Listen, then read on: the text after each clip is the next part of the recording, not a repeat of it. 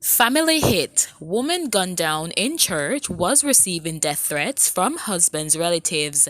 876 report. We keep you in the know.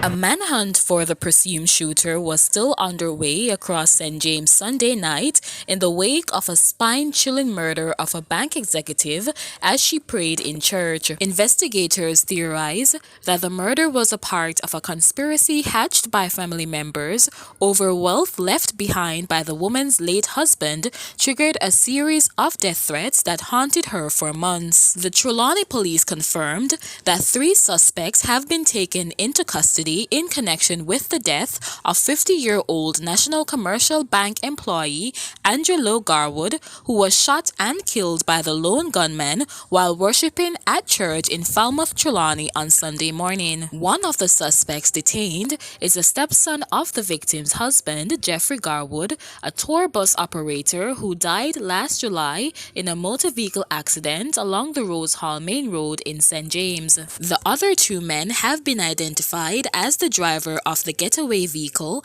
and the owner of the vehicle who had rented it out. The latter detainee is expected to be released shortly. One of the men was picked up in Ramble Hall at Bogue, while Mr. Garwood's stepson and the 3rd man was picked up in Rose Heights, also in St. James, during 2 operations carried out approximately 3:30 p.m. on Sunday. Reports are that about 10:30 a.m. Lowe Garwood, who resides at Stonebrook Manor in Trelawney and was the regional credit card manager at the Montego Bay branch, was among other worshippers worshiping at the Agape Christian Fellowship Church on Market Street when the killer entered the building and sat in a pew behind her. Shortly after the praise and worship segment started, the man reportedly pulled a handgun and fired multiple shots, hitting Lowe Garwood in the upper body before fleeing from the building and escaping in a white Toyota Allion motor car.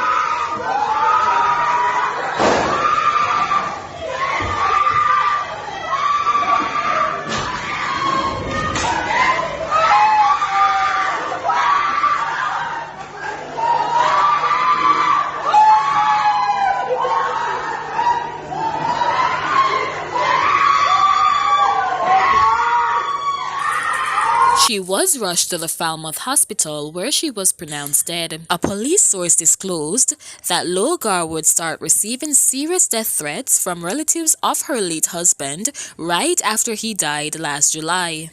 Andrea had been receiving death threats on her life from the very day Jeffrey died. She even had asked police officers to escort her to his funeral in Hanover because she was told that if she turned up at his funeral, she would be killed. The relative withholding identity out of fear told. Numerous voice notes have been making rounds on social media where individuals theorize the reason why she was killed. I want big story this that Kaya Clan married to the man, make the man selling house. When he supposed to left this house where the man sell the wife by the first wife.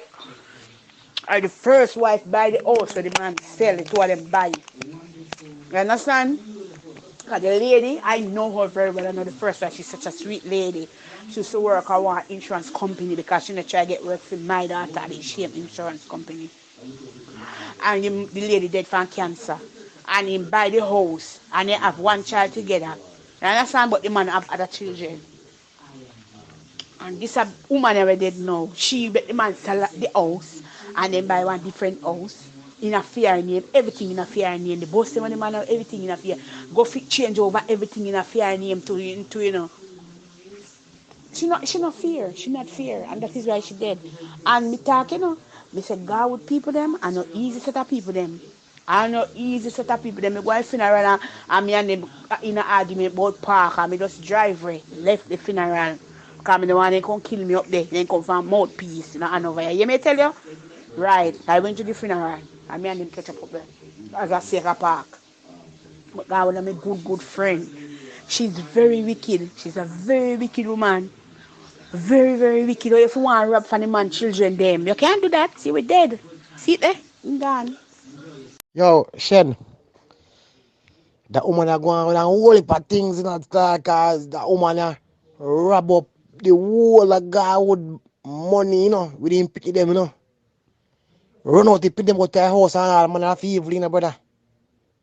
Woman wicked tip in them, woman make Garwood sell out the whole line house, man, put the whole line money in her name, And run out the little 14-year-old son, I think he 14-year-old son, Wicked. God would have about 3-4 bus the woman run God the insurance claims everything, youth. Because God would first wife the dead. So he run go married to this woman. This woman that claims everything left for you them pan their face. All one house of Rosa the woman wanting to sell, When him first wife the bill, Brother, a whole heap of things that woman are going on with, man. Yeah, man, like a Garwood wife, man. Can I see picture, if I see picture, the woman got the insurance for the brand new bus, the woman claims every dollar and don't give you them none, Nadine, let me tell you something, Nadine. I'm not sorry for her, Nadine. I'm not sorry for her. I same thing I tell my friend them a while ago. I same thing one of them do my friend. The man brother they left almost 600 million Jamaican dollar Montego Bay. As the man and him and him brother start the company and him and the brother and she transfer the man shares them illegally. And she not even a dollar she don't want to give the man. I'm sorry for them. Me I tell you straight. She should die 1,000 death.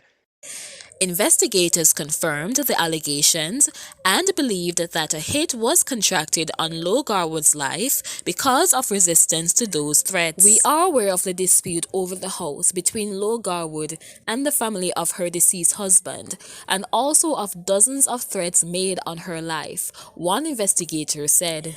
Commanding Officer for Trelawney, Superintendent Carlos Russell, told that he was pleased with the investigators' swift work, which led to the arrest of the suspects. Thank you for listening to 876 Reports. Please remember to like, share, comment, and subscribe for further news.